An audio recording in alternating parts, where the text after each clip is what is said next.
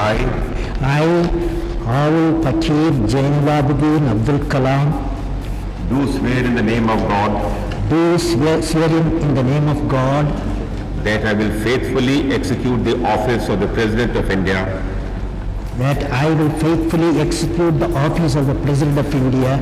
I, Pratibha Devi Singh Patil, do solemnly affirm, preserve, protect, and defend the Constitution and the law.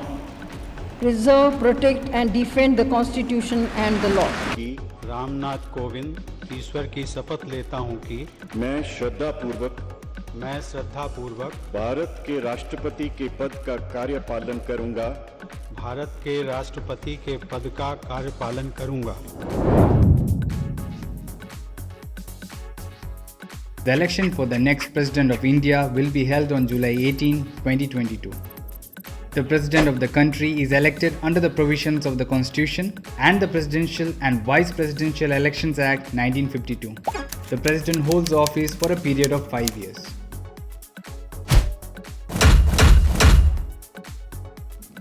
Anyone who is an Indian citizen and meets certain additional requirements is eligible to become the President of India.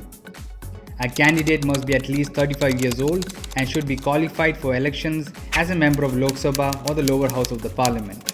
The candidate must not hold an office of profit. At least 50 elected representatives must propose a candidate who must then be seconded by 50 other electors to run for the president's office. Now the question arises, how does the presidential election take place? Firstly, the president is not directly elected by the people, but the elections are conducted through the Electoral College. Members of Parliament and members of legislative assemblies form the Electoral College which elects the president.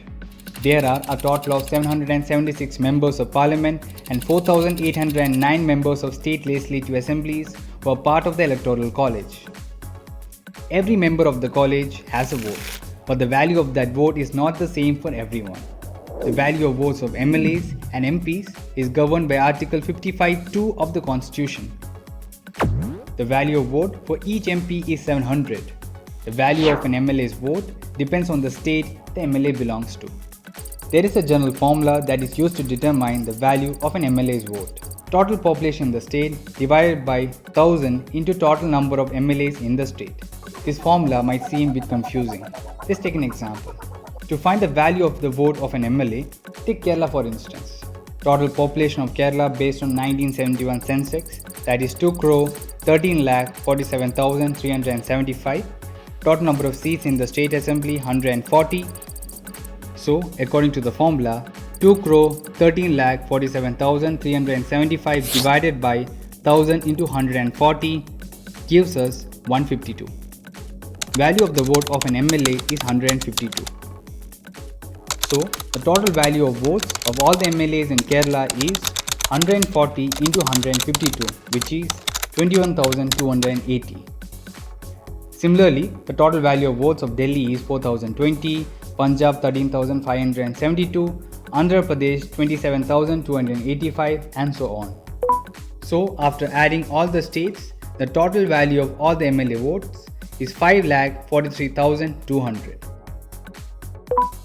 Now, to find the total value of all the MP votes, divide the total value of all the MLA votes by the total number of MPs in the parliament. That is 5,43,200 divided by 776, which is 700. So, the total vote in the Electoral College is 5,43,200 plus 5,43,231, which is 10,86,431. Now, as we know the total votes in the Electoral College, let's look at the nomination process. After the nomination is filed, MPs vote on green ballot papers and MLAs vote on pink ballot papers. Each ballot paper will contain the names of all candidates who are contesting in the presidential election. The electors will proceed to indicate their preference for each candidate, marking 1 for the candidate they most prefer as the president and 2 for the candidate who is in their second preference, and so on. How the voting is conducted. Every voter needs to vote for all the candidates in their order of preference. To win, a candidate needs 51% of the first choice votes. In the upcoming presidential elections, Droupadi Murmu, with the support of the NDA along with BJD and YSRCP among others, is set to win.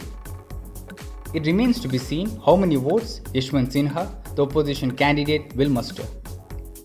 The outgoing President Ramnath Kovind will move to 12 Janpath and become Sonia Gandhi's new neighbour post Murmu's ascension.